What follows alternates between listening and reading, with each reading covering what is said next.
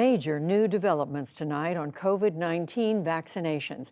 The FDA has approved mixing and matching booster doses of the Moderna, Johnson & Johnson, and Pfizer vaccines. The CDC still has to give its approval. Meanwhile, the White House rolled out plans to vaccinate 28 million young children nationwide with low-dose shots of Pfizer's vaccine.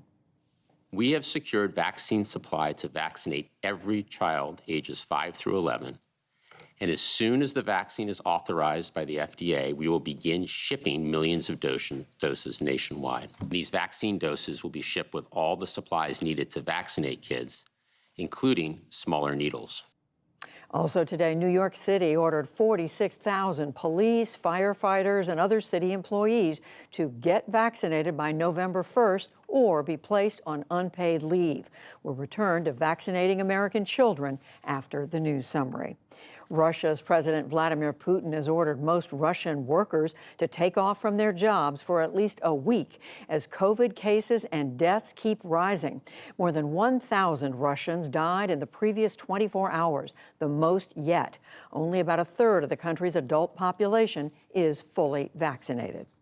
Back in this country, Nicholas Cruz pleaded guilty to murdering 17 people at a high school in Parkland, Florida in 2018. It was one of the nation's deadliest school shootings. Families of the victims were at the hearing. Some shook their heads and others were moved to tears. Cruz then offered a brief apology. I am very sorry for what I did, and I have to live with it every day. And that if I were to get a second chance, I will do everything in my power to try to help others. And I am doing this for you, and I do not care if you do not believe me.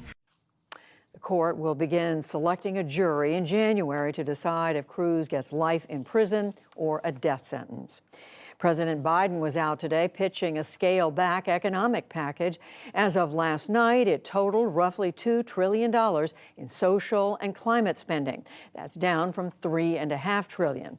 The president visited Scranton, Pennsylvania today and told reporters, quote, "I think we'll get a deal." Senate Democrats tried and failed again today to advance a voting rights bill. They needed 60 votes to limit debate, but all 50 Republicans voted no. Democrats wanted to counter new voting restrictions in GOP-controlled states. Republicans said that is federal overreach. Party leaders spoke before the vote.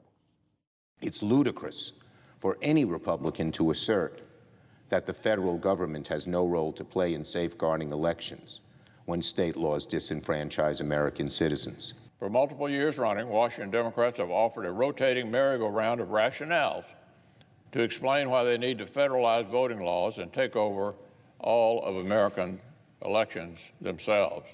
We'll talk with a Democratic senator later in the program. President Biden's nominee for ambassador to Japan, Rahm Emanuel, today defended his actions as mayor of Chicago in the handling of a black teenager's death.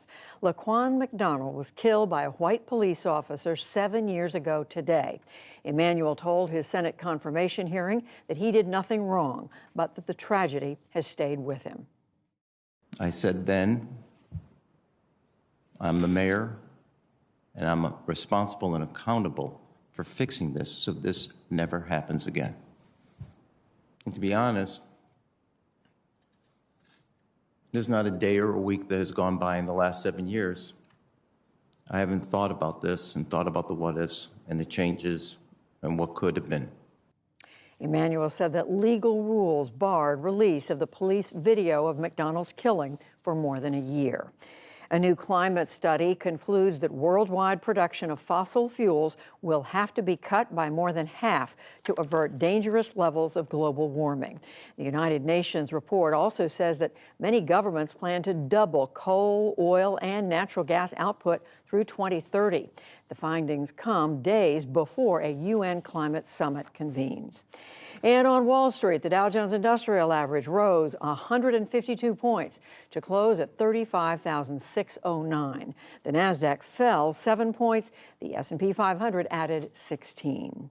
Still to come on the NewsHour, ballot battle. Senate Republicans blocked Democrats' latest attempt to vote on sweeping federal voting legislation. pandemic in Syria. The country's last rebel stronghold sees a surge in Delta cases without vaccines or available hospital beds.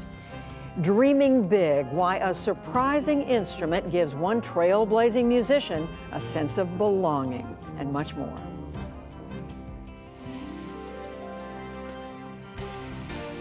This is the PBS NewsHour from WETA Studios in Washington and in the West from the Walter Cronkite School of Journalism at Arizona State University.